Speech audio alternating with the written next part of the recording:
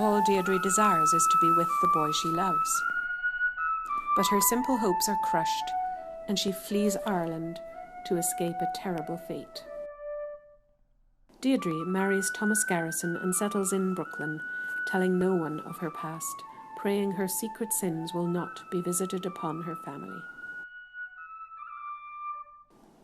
Her son Frank dreams of being an artist, but Deirdre forbids it, demanding he take up a more respectable trade. Frank rebels, running off to Canada to join the army. After being blinded in World War II, Frank is forced to reinvent his life. Outwardly, he appears successful, with a job, a home, a wife, and 2 daughters. But the war has shaken him deeply, and his family lives in terror of his violent outbursts. It seems neither Frank nor his children can escape the curse that Deirdre carries. Every generation of the Garrisons must pay dearly for their dreams.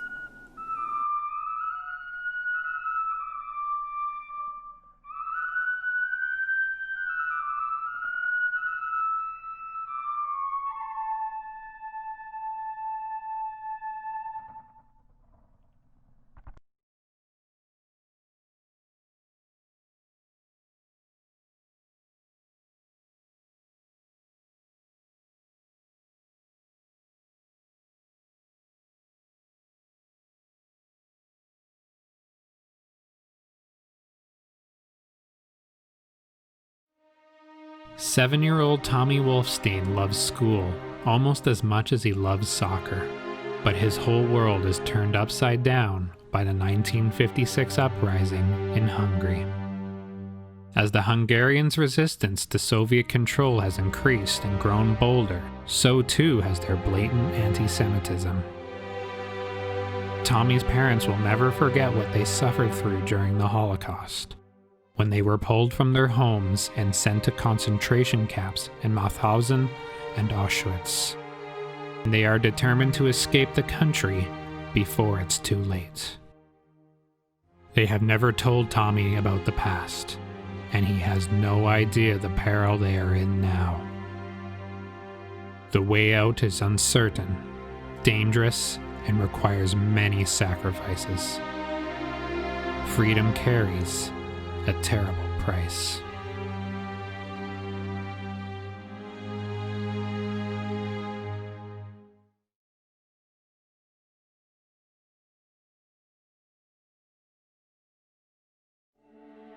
Bloodshed for love of country, for pride, for duty, that duty paid by blood money. A piece of land, a home, a place to forget war and past glories, a place to finally belong. Yet that land and prosperity festers with jealousy, and later a betrayal felt through each of the 4 generations of the Elevixopoulos family. Each will turn away from home, but the yearning for a place to belong won't let them be. Finding Kalydora is the search for home against the multiple backdrops of the unforgiving terrain of the Anatolia, the isolated Greek islands of Naxos and Crete, the bustling, chaotic streets of Cairo, and later the vast expanse of Canada. Finding home just may help to find Kalydora.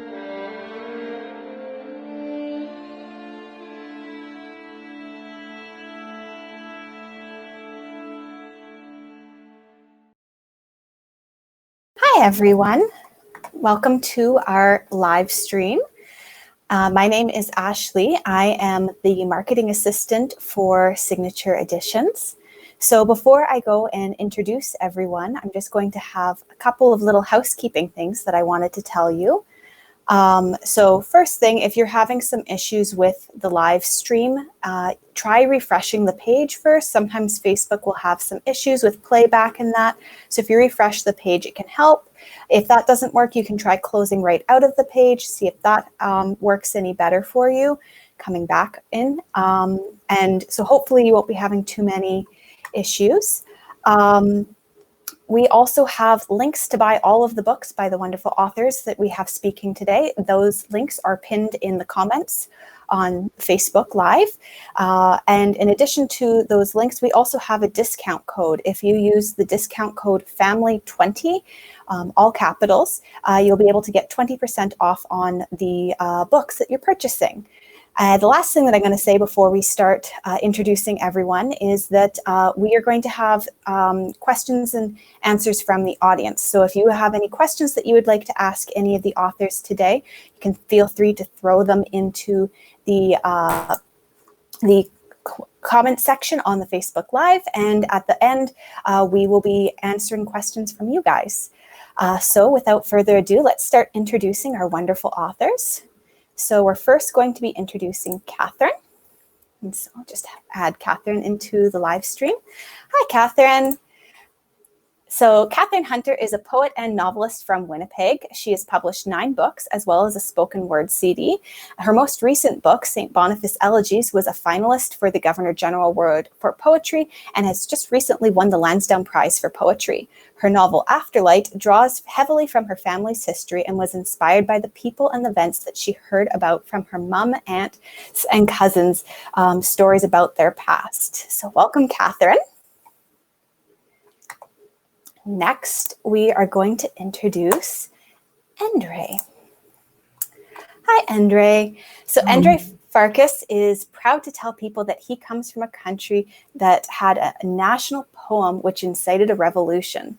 When he was only 7 years old, he and his parents escaped from Hungary during the 1956 Hungarian uprising and settled in Canada. Endre is a poet, author, and playwright whose work has always had a political consciousness. Endre has given readings around the world, and his poetry has been translated into many languages. His novels Never Again, as well as the second novel Home Game, follow the character of Tommy Wolfstein, who, much like Endre, escaped from Hungary as a child and immigrated to Montreal with his family. Hi. And last but certainly not least, we have Stella. So Stella Leventoyannis Harvey is the author of 3 novels, Finding Calidora, The Brink of Freedom, and Nikolai's Daughters, as well as being the founder and artistic director of the Whistler Writers Festival. Although she was born in Cairo, Egypt, and moved to Calgary as a child with her family, she was raised surrounded by her family's Greek culture and traditions. Greece has been a place that Stella has always yearned for, and a theme that frequently appears in her writing. She enjoys visiting her relatives in Greece and indulging in her love of Greek food and culture. So welcome, everyone. Hello. So we can just start right into the questions, I guess. So our first question that we have is, what made you want to tell your family's story? Why this story and why now? So Stella, do you want to try to answer that question first? Yes, thanks. It's complicated. And welcome, everybody. Nice to see so many familiar faces in the text box. I think for me, as you mentioned, Ashley, and some of you have seen me read in various events, I've missed my culture my entire life.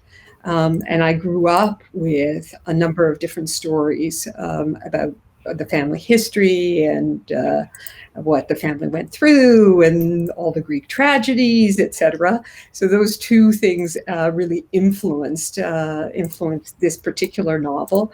But also there were 2 coincidences that happened along the way. One, I ran into a distant relative by accident as I was walking down the street in a small village where my grandfather born. And so that started that journey.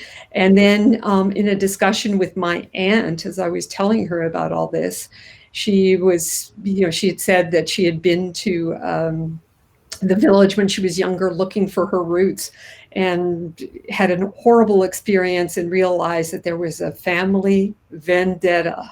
And when she used that word, it's one of those words that writers seize and run with. And so those 2 coincidences also led me to writing Finding Calidora. Interesting. So Catherine, do you want to answer that question as well, or? Oh. Yeah, we can't. Sorry, Catherine, it looks like you were muted there for a second. Okay. Can you hear me now? We can hear you now. Okay. So when I was a girl, I can remember my aunt telling a few stories that got me intrigued. And one of them was that the person, okay, this would be my grandmother's sister, right? So in Ireland, now we're going to Ireland from Greece, we're going to Ireland. And, so she apparently at the age of about 16, the family was very poor. They didn't have enough to eat, etc. Very common in rural Ireland, all the way through Ireland.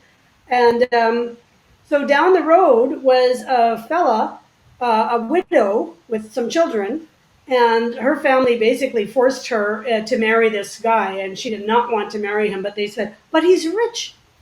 He has a bicycle. And I always remember that, my aunt telling that story in her Brooklyn accent. And but then later on, he died, and she put the kids in an orphanage, sold everything, and bought a ticket to New York. So I always remember that, and I always sort of wanted to write a story based on that. Mm-hmm. Endre, what about you? What made you want to tell your family story? Well, maybe it's therapy. I'm not sure, but actually, when I was sort of thinking about this, I realized most of my writing life has been trying to write this story. The first book of poems I wrote in 1974, which is called Cerbus, is really about going back to after having escaped, having spent some teenage years in Montreal. Finally, my parents felt safe, or my mother felt safe enough to return because she was always worried that there would be repercussions because of we escaped from communist countries. And communists have a very good memory and they don't forget.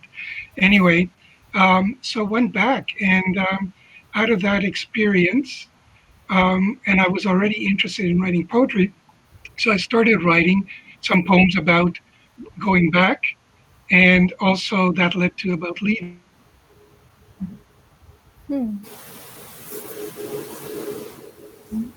Oh. And so it began there. My family was fairly deracinated during the war because of being Jewish and being taken to concentration camp. And so when I was old enough to hear, my father kept telling stories to the point where I didn't want to hear it. And but eventually got to the point where I would tell these stories to my kids, and they said, "Shut up and write it," And so that sort of led to a number of the first book of poetry. Then came another book of poetry called "Surviving Words," which is about my parents' Holocaust experiences and my '56 experience. And then there were performances. So eventually, it grew into a novel, where I finally figured I now have the skills to put it into a narrative rather than just impressions, experiences. So the story came late, but I didn't write our history. I wrote a story that had elements of my history. I just have a question about that, if I can interrupt. Yeah, absolutely.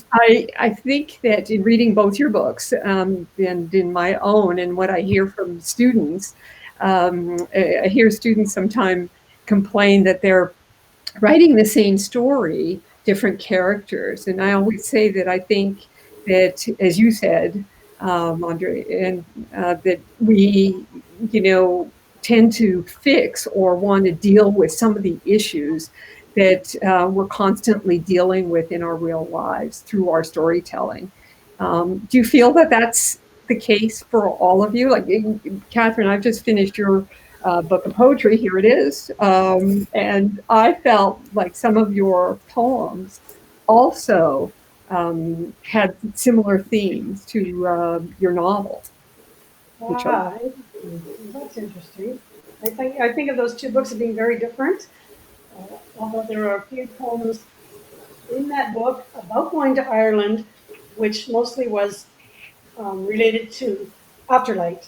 So in that way, that related. Well, I don't know if everybody, I mean, teachers often tell you, creative writing teachers and other writers, write what you know. It's interesting, it's write who you know is tonight's topic, which is maybe a little bit more accurate. But I think, we all take stories that we hear, and writers use it as a way of exploring the human condition. And I don't think you're just writing about your family when you're writing about it. I think you're right. What a writer does is that takes that and takes it to another level where if it works, it's a universal. And how people generate, especially both of yours, they're generational. Mine is, takes place in 3 months, during 3 month period with flashbacks to World War II. But you guys, have a long history that you draw on and you build up on. I don't know how much of what you wrote is actual, but it certainly is. Both stories have deep roots, which, as I said earlier, I don't. I think that kind of almost brings us to our second question, which is why did you choose to tell this story through fiction rather than through creative nonfiction? So, Catherine, do you want to maybe answer that one first? Sure. There's a character in my book. Yeah, Endre is right. There's there's 4 generations. I don't get to know the 4th one too well, but there are 4 generations. And but one of the most powerful characters to me in this book is based on my father, and and that's such a long story. I'll have to write a whole novel about it. But so he was born in Brooklyn, grew up in New York, and then when he went to fight as a soldier in World War II, the States wasn't in the war yet, so he went up to Montreal and joined the Canadian Army. And during the course of of the war, he ended up losing his eyesight completely. He lost both eyes in battle. So he was an amazing person, and he had this incredibly forceful personality, a deep, deep rage inside him, incredible ambition, and the way he pulled himself up from the lowest possible point a person could kind of be at a couple of times in his life was just amazing. And people were always telling me, your dad's so amazing, amazing. Well, he wanted to write this story, and he couldn't, and I ended up writing it as fiction. And now that's the question, right? Why fiction instead of creative nonfiction? Well, 2 reasons. One is there are too many gaps for me to be able to fill them in, to make a story out of it. And the only way that I would be able to do that was to write about what it was like to grow up with that person as your father, and what it was like to be 4 years old and flung it across the room and things like that. And then I thought, I don't want to write a story about myself, right? Like that would be all about me. It wouldn't be about him and the whole situation. So I rejected it for those 2 reasons: not enough information and sort of point of view. Stella, do you want to answer that question as well?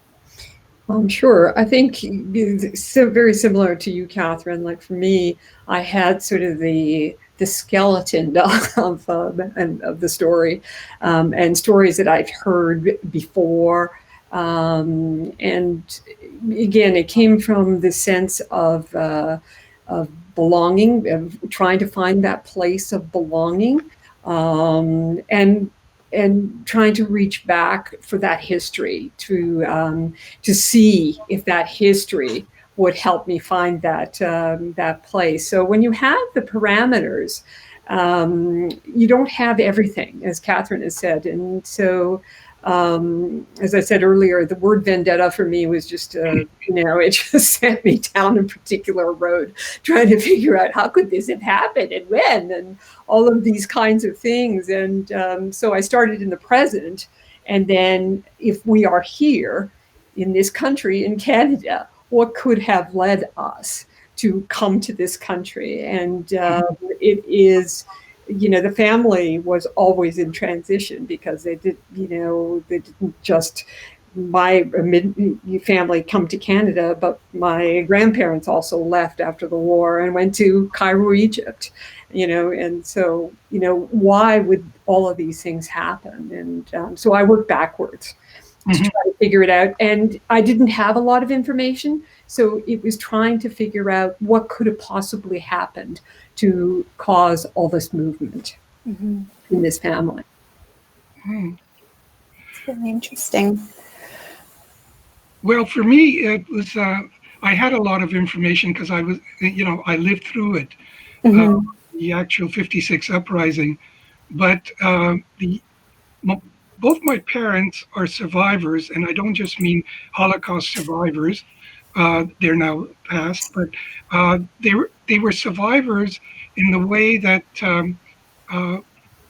made me really admire their ability to survive all sorts of hardships, but they were so very different in how they what tactics they used to survive. So that was for me interesting because my mother was a very strong woman who survived through the camp because of her strength. My father survived because he had charm and wit, and he could always connive something from the stories I heard to get an extra loaf of bread or extra cigarette or somehow manage. And those things intrigue me of what survivors do or how survivors survive. And then coming to a new country, which is another kind of surviving. And then also I was interested in looking back and seeing, because I wrote it from a child's perspective, and that posed different problems because the child doesn't have insight, analysis to understand, has feelings about what's happening.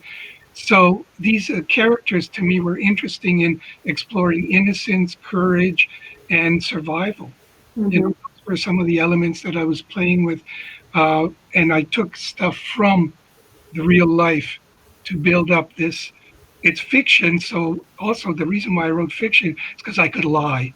In fiction, the idea is that you can make things up and fill in the gaps, as Catherine said, and so that gives you a certain kind of freedom. Although when my mother read it, she says, "This is exactly my story," and I knew it wasn't, but it resonated with her about these kind of things that went on, not just with her, but her family and sisters and parents.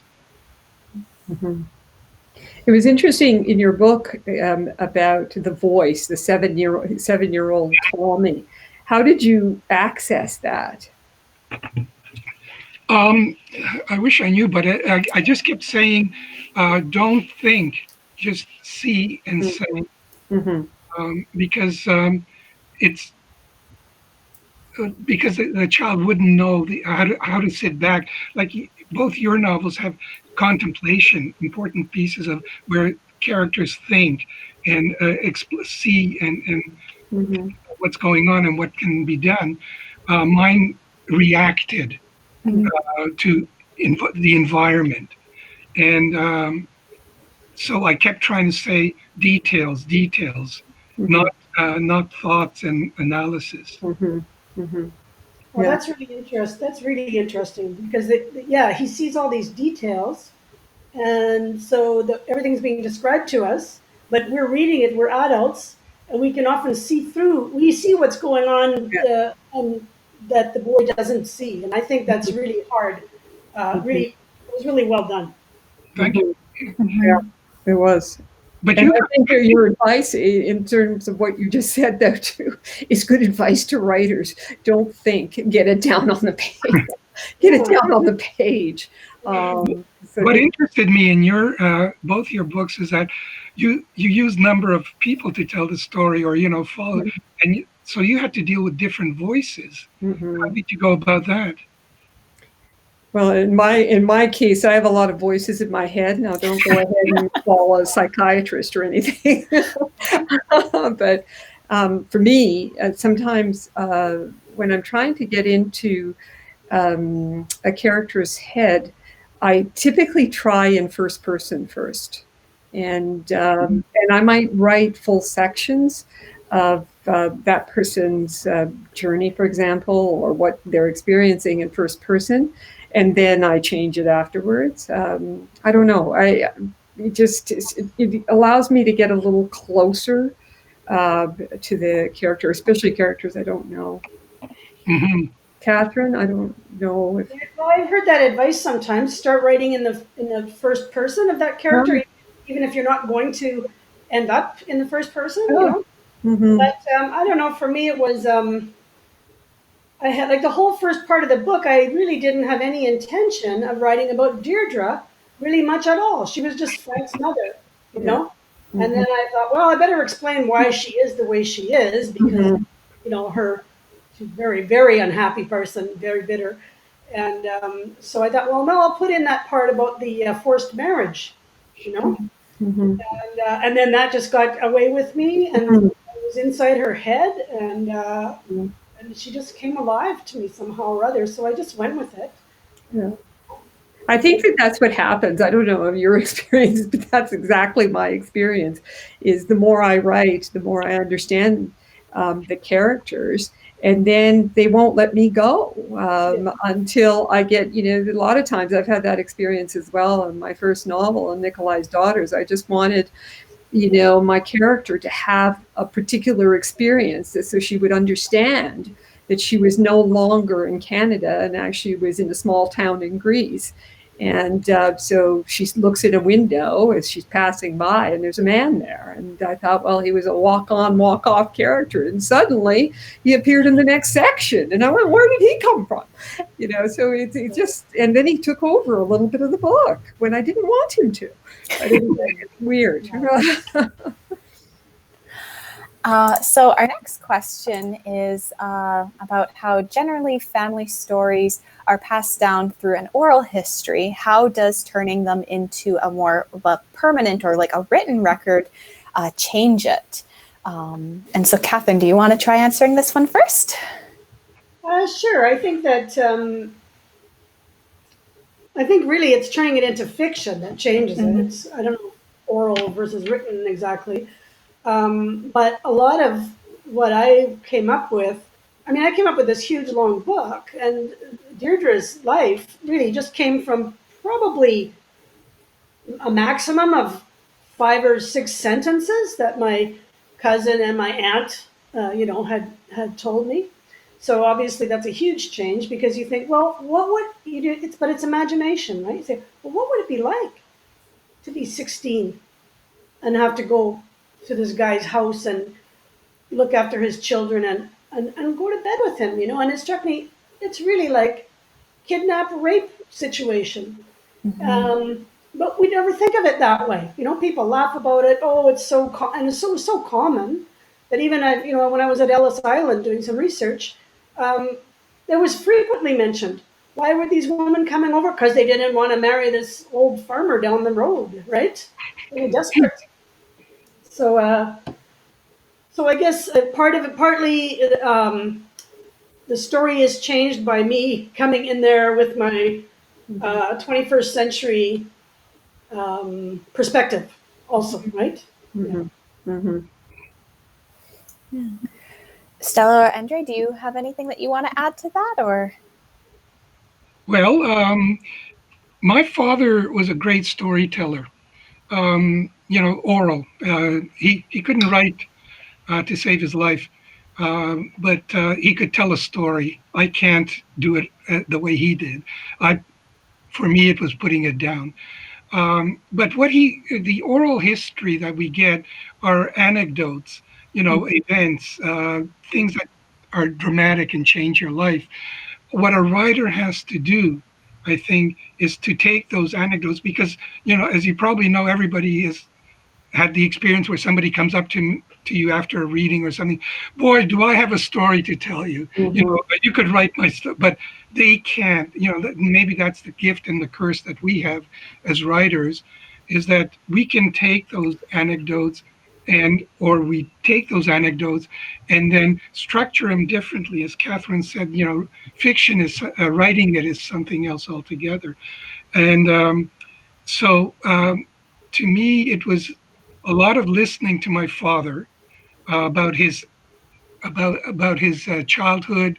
You know, the story of how poor were we? We were so poor that, you know, you fill in the blank, and about the war. My mother was the other way. She wouldn't talk about anything about the war until he passed, and then she opened up.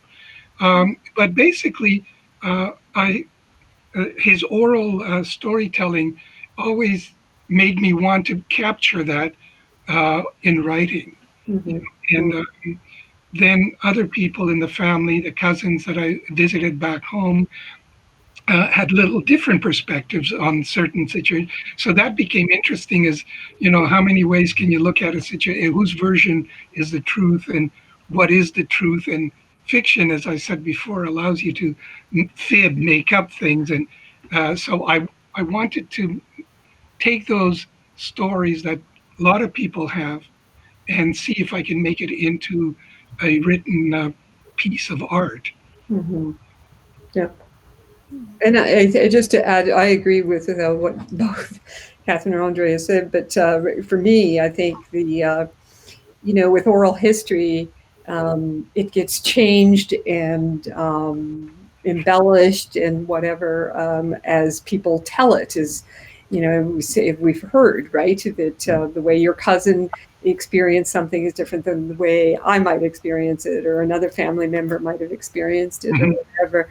So for me, I think it was to draw a line for me to understand the history, its impact, and to have something that was permanent, that is still up for discussion, but it's still sort of a permanent record. I mean, I think for me, the other thing that was really sad, somebody asked me at a reading or a book club that I went to about how it feels when you finish a book.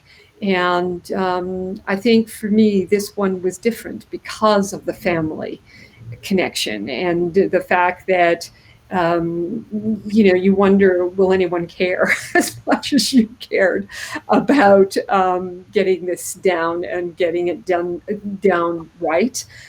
Whereas with the other books, which they're not family history, they're not about my family, you finish it and you go on. You've got an idea for another book and you go on. So this was completely, the reaction for me was completely different at the end of it. I felt very sad finishing it. Stella? Yeah. Did you, when you're talking about when people tell the story orally, right? Mm-hmm. And it also changes, I think, in terms of where are you telling the oral story? Are you in the kitchen? Are you at the pub? Are you on, and who are you telling it to? Mm-hmm. Because certain things will get left out depending on who's listening. So I was just wondering, in your story of all your the generations and everything, did you have in your mind who you were telling it to? Not really, Catherine. I don't think so. I sort of, if anything, it was probably me more than anything. And I think it was, just getting it down and trying to understand why I feel this sort of longing and what's the longing about. So I think I didn't really have, and I actually suggest this to my students, not to think about who they're writing it for, especially if it is something like family history, or if it's something, like a creative nonfiction piece or a memoir or whatever. Because there's some really, there can be some really negative kinds of things that might come forward, and that might stop a writer from getting it down. So I think it's more important to get it on the page and then think about, showing it to somebody else and who your audience is going to be, etc. I don't know. I don't know how you both feel about that, but that's sort of with this book anyway, that's how I felt. Well, I couldn't, I really didn't think of my family that I'm telling it to, because none of them, the ones in Hungary don't read English. Mm. And my parents were, their English is, my mother actually read the book, but my father uh, didn't really read English at all. So it was really for the future, maybe for my kids. Mm-hmm. I might have written it, and they have commented on it that they recognize, and they're surprised by some of the description of what is obviously my mother, based on my mother or my father, about things that they now understand why, but their grandparents were the way they were, what led them to behave the way in this as immigrants in a new country, and so it really not the past family members, not the cousins in Hungary, not the relatives elsewhere, but my children who read English, who are born here, and so in a sense, storytelling was. I didn't think of it when I was writing it, but that's how it turned out to be. Mm-hmm. Mm-hmm. That I think kind of relates to one of our questions of what are the dangers of telling your family story, and kind of the potential negative or positive reactions that you can have from family members in that. So Catherine, do you want to answer this question first? Okay. Dangers. Well, I was a little afraid of the whole topic because it's so emotional. So I think there was some sort of psychological dangers there. But was it Endre who said earlier it's therapy also? Mm-hmm. So I think I did work through a lot of I don't know. I invented this guy who was very much like my father, but wasn't my father, and I could make him do whatever I wanted him to do. I was a little afraid that a certain brother of mine was going to be upset. But then when I was talking to him, he's always been very supportive of my writing. So, we have a super good relationship. So it wasn't like that. But he suffered greatly at the hands of my father. I probably shouldn't be saying this on Facebook, but it's true. And so when I said to him, well, what did you think, about the way that I portrayed him, in this fictional, and he understands what fiction is also, right? Mm-hmm. So, but I said, do you think, he would have been mad or whatever? And my brother said to me, are you kidding? Dad would have loved it. I loved it. Mm-hmm. And I realized that made me feel so much better, before I was already gone. And I realized, I think, I think he's right. Because a lot of the real dramatic aspects, some of the most dramatic things that happen and perspectives in there came from stories that my father told me. So he's the one that kind of put the spin on it. And I went with the spin. So, yeah. Mm-hmm. So I don't know if that doesn't really have anything to do with danger, but Mm-hmm. a risk, I guess. Yeah. Risk. Mm-hmm. Yeah. Stella, do you want to talk about any of the dangers that you? For me, I was concerned mostly about my American cousins versus my Greek cousins, because I had spoken to all of them about this particular book and what I was going to do with it. And but there's some negative things that happen, in particular with their father, who was my uncle. And even though he's not identified or whatever, his storyline is in Finding Calidora. And so I was really concerned about how they would react. But all along, I'd been talking to them about this. And because they were also, we had lost touch with them as they were growing up. And then again, another coincidence, found them, that they didn't know a lot of their Greek background. or Greek history, or their grandparents, or their cousins, or the extended family. And so they, in reading it, and they were actually in Calgary. They had come to Calgary and attended my reading there. And they found a bit of their family history, which was really, very heartwarming for me. But it was also sad because there were some things there that they didn't understand, that their father had felt during the time when he was estranged from them. And so we've had that discussion as well. But I don't know if it's dangerous, but it is risks for sure, as you said, Catherine. And they were my cousins, my American cousins, were the people I was mostly concerned about. Mm-hmm. Endre, what about yourself? Well, in Never Again, that novel, the people I write about, based on my parents, they're actually heroics. So there's they're what they did, the way that survived the camps, which was to a large degree luck, because it's not, you had certain skills, but it was luck. But afterwards, for example, when the revolution broke out in my little town, where actually was one of the centers of anti-Semitism in Hungary, neighbors suddenly, turned on you in different ways. And my mother would not stay at home. She said, I'm going to the market. She took a knife, put it in her pocket, and she said, I'm going shopping. And her thing was that we were passive in the war. I'm not going to be passive now. Mm-hmm. And so she took great pleasure in going to market with a knife in her hand, in her pocket, and staring at the merchants who the night before might have been part of the mob that was looting and burning down Jewish homes or beating up the rabbi, and say, here I am. I dare you to do it without the mask of night. Mm-hmm.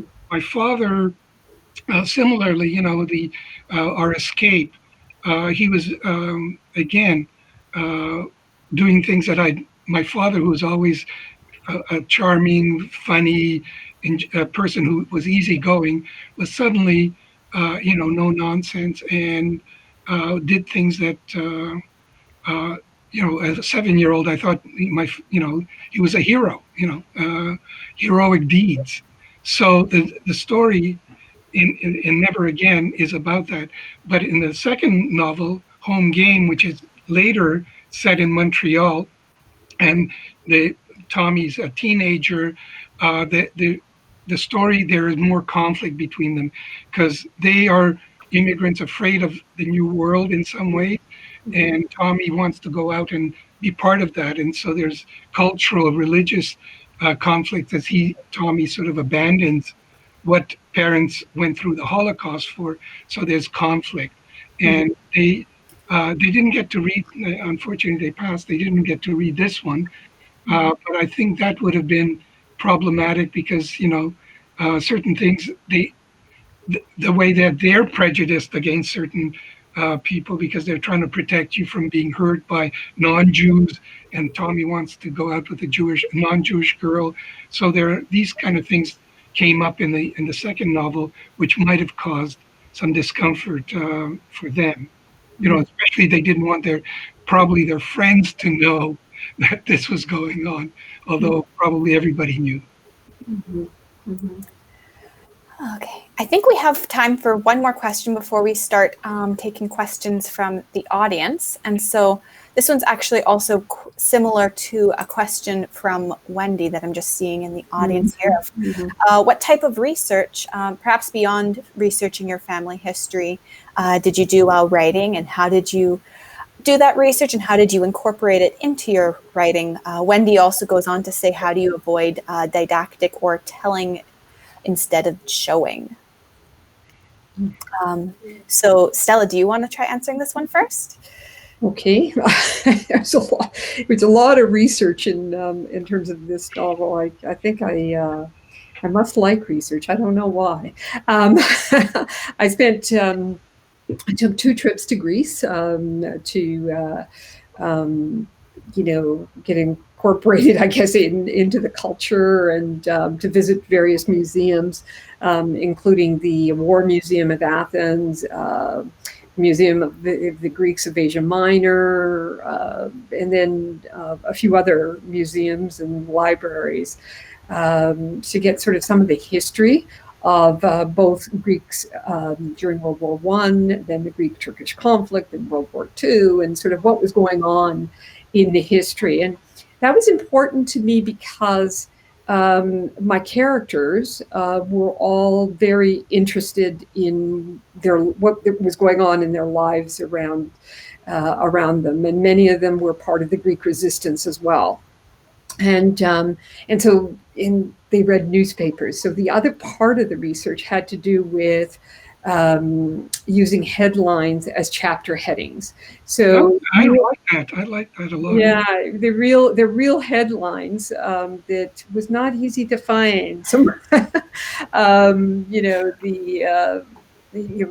places like the Globe and Mail, the Toronto Star, the New Yorker, or the New York Times, fairly easy to find because of they have archives and that sort of thing.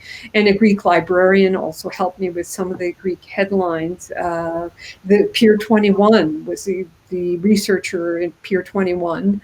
Was just so keen about some of the questions I was asking and some of the headlines I was looking for in terms of the immigrant experience, for example, in the early mid-60s and beyond. And so, but some of the things like trying to find headlines from Cairo, Egypt, or some of the older Greek headlines were very, very difficult. And I looked through different stories to try to, piece together, whether it was a French newspaper or a British paper or whatever it was, to try to piece together what might have been going on in Egypt and in Greece at the time. So that's how it was really important to me because my characters were so politically involved in all the generations to show that and to show what was going on. Again, because my novel spans 100 years, to keep track of where you are in those 100 years. The headlines really helped with that. So I hope that answers that question. And how did you incorporate your research into your fiction? Basically through the headlines. And in each chapter, I've tried to also reflect what was going on globally for my characters, as well as what was going on internally for them. And in terms of show, don't tell, or show, don't tell, it's, I beat myself over the head. I think there's a process that you go through. I want to get everything down on the page because I think, a better editor than a creator. And so, yes, of course, first, second, third, maybe 10th draft, there's a lot of telling. But then each time I go through it, I go, well, what's going on here? How do you bring it to life? How do you bring this scene to life? And I think you do that in revision. I don't think you do that in your earlier drafts. At least that's my experience. I hope that answered the question. Sorry, I was long. Yeah. Catherine, what about you? What was your research process like? Oh, wow. Well, I had so much to research. I had to research, it starts in 1916 in Ireland. So I had to research, what life was like then. And I do have a cousin who actually has done some genealogical research. That was interesting for me. So I knew what town, they were from the west of Ireland. They were Irish-speaking people in my family. And, that language has died out in the family. But thank you, Britain. But then I had to research New York in the from about 1920 to and through the 30s, right? Mm-hmm. And I went with some stories, family stories on that. But I also looked at newspapers like Stella did. Actually, that was going to be my question for you, Stella, was what it was about those headlines, which I thought was cool.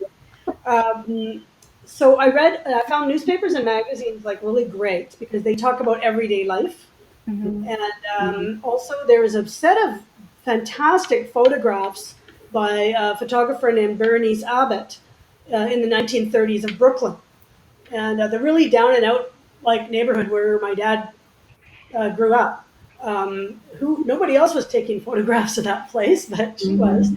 So that was really great. It helped me to picture it. And then there would be like prices, right? So you would see, there'd be a grocery store and all the prices would be in the window and things like that, because you have to write about everyday life. You have to know, how did they heat the apartment? What did they eat? What kind of clothes did they wear? And there was a TB epidemic that hit my, well, I don't know if it was an epidemic, but among a certain class it was, that hit my family hard. And so I researched about that. Then my character goes to war. Oh my goodness, right? So I didn't know, well, if the guy's putting on his uniform, what does he call his shirt? Right? What does he call his weapons? I can't say he pulled out his gun, like, you know what I mean? So I had to do all this research into weapons and explosives also because, well, I won't tell you about that, but anyway, there's explosions as well. And so I had to do a ton of internet research on that. Sometimes I used to worry that, Mounties would be knocking on my door, saying, "Hey, researching all this bomb making stuff." And so I found museums really helpful as well, Stella. There's something great about a museum exhibit that is better than a book for a writer, I think. Yes. And those labels that they have, they will tell you a lot of those words that you need to know. A little label beside the exhibit. And I actually went and enrolled in the National University of Ireland in Galway and took a 6-week course in Irish studies. Fabulous. Wow. So I actually loved the research. Oh, and sorry, I'm talking too much, but I went to Holland as well, which is where my dad was blinded. And I went to the little town, Bergen-op-Zoom, where he lost his eyesight. And went to the cemetery where many of his, the guys who were in his unit are buried. It was a disaster there in October 1944. It was a disaster everywhere. Yeah. So yeah, it was really tons of research. Oh, and how do you avoid the question was, how do you tell show not tell? And sometimes that's referred to as, how do you avoid the info dump? So you've done all this research, right? And some authors can't seem to resist just putting it all in there, right? So, but I think I resisted. I don't think there's any bomb making instructions. And the hardest scene was probably a scene on the ship at Dieppe, which is a complicated scene. I mean, the Germans are firing on them, right? And they're out in the bay there, trying to land on the beach. And I won't say too much more, but I will say that in the National Archives, they have the war diaries of these different units. And I just absolutely lucked out. I mean, I did a lot of digging, but I just lucked out and found 17 reports, all by 17 soldiers who were on this particular boat that I wanted to write about. And each one told the story in his own words, and the guy typed it out, and each story is about a page or a page and a half long. So I'm putting all those together, and I guess how you avoid telling too much is just remember you're writing a story, right? It's the story, no narration, except telling what happened and then what the guy did next. And all the research does is makes you feel like you're there and gives you the words that you need when you need a word, right? Because I can't say he hung on to the thingy on the boat, Really? Really? The vocabulary. So yeah, man, it's a big job. Okay, thank you. Endre, what about yourself? Well, the show tell in some ways was easy because, as I said, I was writing from a 7-year-old's perspective, and it was always things that were being shown or touched or whatever. So therefore, it was more right there. It was his life was show, not tell. He was 7 years old, so everything is action, or just about. Mm-hmm.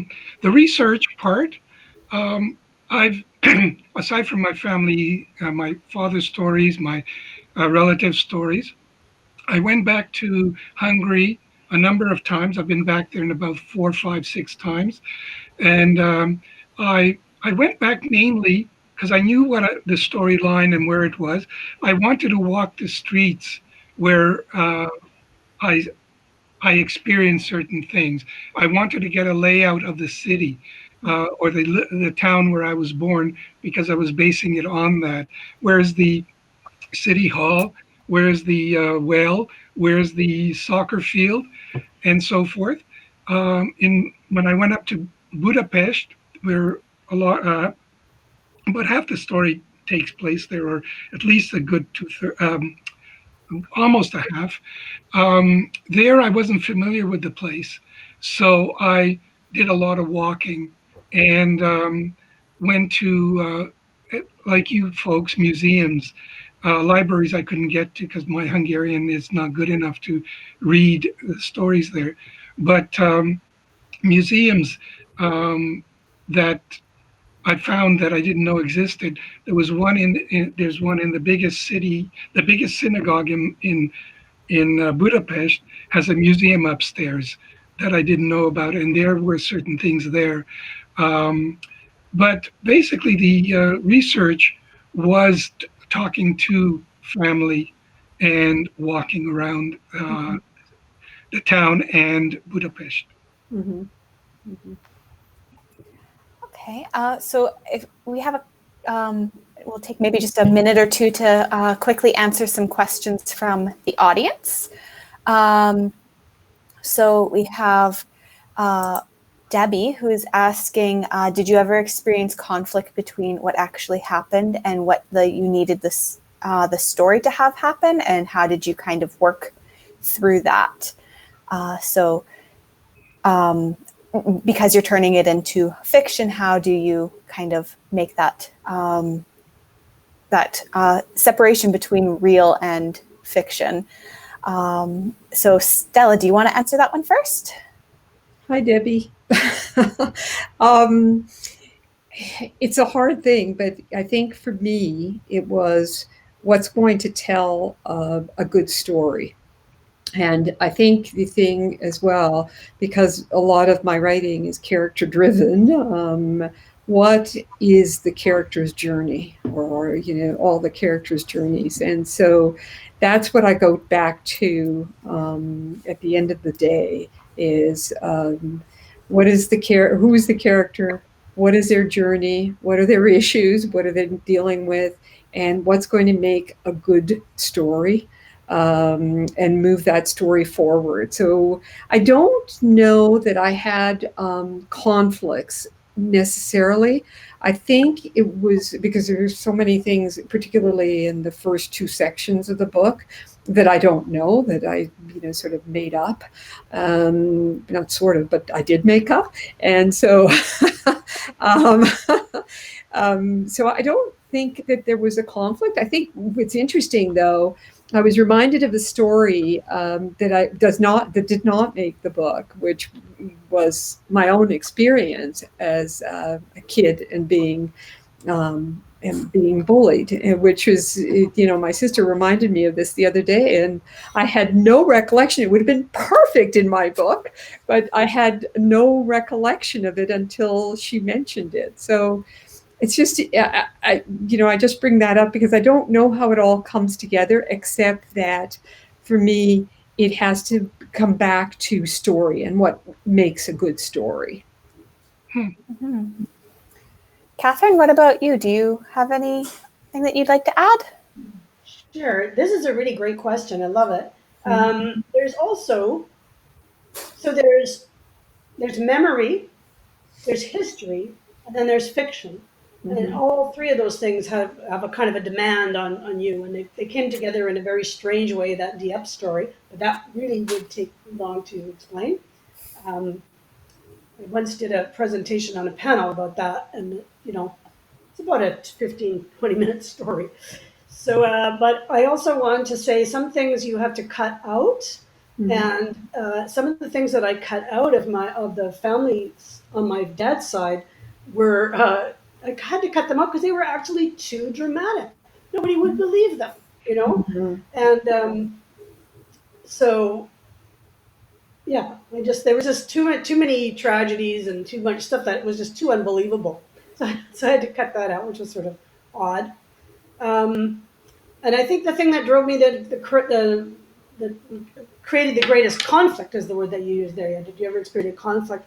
Was always historical stuff. So I would want something to happen at a certain time. What? Did Catherine freeze? But my character wouldn't happen the way that. Pardon? You'd froze for a second. Oh, okay. I was just going to say that the conflict was often caused by historical events. So I would want my character to be involved in some historical event, but my character would be the wrong age for that thing to have happened. Right? So I wanted everything to be fairly historically accurate. But if there's a moral conflict and making stuff up, no, not for me. I'm a fiction writer, so it doesn't bother me to change things as long as they could have happened. Yeah. Right? Yeah. Well, in the first novel, Never Again, I knew the storyline right from beginning to end, how it was going to get there. I knew the details, but I needed to build a story, and I started to think in terms of a theme, almost like the English teacher in me came out, saying, "Okay, this is a journey, and on the journey, the quest or times of conflict." And it turned out that when I chose details, what to focus on, it was not only for the storyline, but for the theme, what the larger theme was. Where would the moment of various moments of the loss of innocence, which partly what I was dealing with in Never Again, that something that almost in a Blakean sense, the child has no control over, but it keeps coming up at various points. And each time that something happened, I wanted that child to have sort of not an epiphany, but to see something and have a feeling that something is changing in him, and as the world is changing, and as he's moving from innocence to a kind of experience. These things emphasize that. So I started looking for details that would, as Catherine said, not too dramatic, but almost simple, but at the same time have an impact that on him. So that my conflict was not there wasn't really a conflict, is looking to fit the storyline and the thematic line for me. That was those were two things that I wanted happening, and sometimes I had to sort of do a bit of hedging and fudging to get it there. But yeah, the idea of that you choose. Sometimes if it's too dramatic, the reader would say, "Nah, forget it." That's too unreal to have happened to him, or for him to think about that. Yeah. So we're running a little bit over. Do we want to take another question from the audience, or? Sure. Okay. How about we look at Margot's question? So she says, she's kind of asking about the sort of ethics of writing about an ancestor's story or secret that they have perhaps kept closely guarded their entire lives, and what type of ethics is there associated with sharing that in your writing. So Catherine, do you want to maybe talk about that? I'm just thinking like Deidre's closely guarding her secret. Oh, Catherine, did you freeze again? I think she did. I did. Oh, dear. Okay. Stella, maybe do you want to answer while we're waiting for Catherine to unfreeze? Yes. I mean, well, I don't think there were any because the first part of the. Oh, sorry. Go ahead, Catherine. Do you want to go ahead, or have you frozen? She seems to freeze and unfreeze. Go on, Stella, and then she'll get it. Sorry. So basically, I don't think there was any secret that I uncovered. In hearing stories from my father over time, he talked about, people used to kill each other for land. I went, really? Which was something I kind of, I made up. So I would say the first part of the book wasn't really finding a secret necessarily. It was sort of, again, trying to create the storyline around the word vendetta and trying to understand the movement of the family, even generations ago. Why would they have moved? Why would they have been so unsettled? The impact of the war, those kinds of things. So a lot of it is fiction.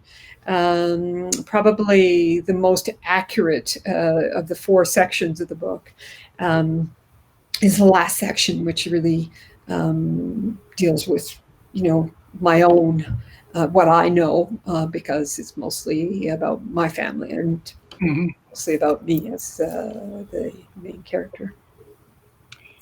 Catherine, are you unfrozen now? Not yet. No? Oh, dear. Okay. Well, just until she unfreezes, I'll talk. Yeah. For me, it's not so much uncovering a secret, but it's something that I think that one of my intentions after towards the end, when I started to realize what I was doing with the story, was that I really wanted this story to become available in Hungary, and partly because they had a secret. For a long time in the history books, I found out what happened in my town wasn't written. It's like it didn't happen, And the irony is that some of my friends who helped me with my research says, no, that didn't happen. It was, that's not in the history books. And now, in the last couple of years, historians started digging, and it became actually the town where my story is set. The real town has. It was discovered that it did have this kind of anti-Semitic rioting going on, because the '56 revolution was supposed to have been this idealistic fight for social change, freedom against the Russians. My story is not so much about that, but it's partly about the anti-Semitism that I experienced and my character experiences, and then it was covered up by the revisionist history. So there was a bit of disbelief by some people who weren't necessarily anti-Semitic, but just said, we didn't know about this. It wasn't in our history books. So to me, that to me was important once I found out about it. Catherine, I think you're now not frozen. Yes. Wonderful. That was a weird experience. Anyway, so is there this is about? Are we on the ancestor's secret? Yeah, the ethics of telling the ancestors' secrets. Well, I think that's part of the beauty of fiction. You disguise it. Because there is such a thing there's emotional truth, right? You want to tell this particular story because you want to get at the emotions involved and cause and effect in human nature, right? Character, and so you want to write about it. But I do believe in protecting people's privacy. I mean, some writers, I've actually been told by writers, "Oh, you're not a real writer unless you're just willing to, trample all over everybody else's privacy and stuff." But I don't believe in that. I believe in trying to protect people. even if they have passed away. But you disguise it, and a really good way to disguise it is maybe, I don't know how long this will continue to work, but gender. Nobody ever figures that out. Gender. But now that we're becoming more gender fluid and etc., maybe that won't work so much anymore. There's all kinds of ways you can disguise things. Well, I think that's probably all the time that we have for questions. Thank you so much for joining me for this wonderful conversation. I think it was really interesting learning about all of your experiences with writing your different books. Thank you to the audience for coming and listening to us this evening. Again, you can buy any of the books.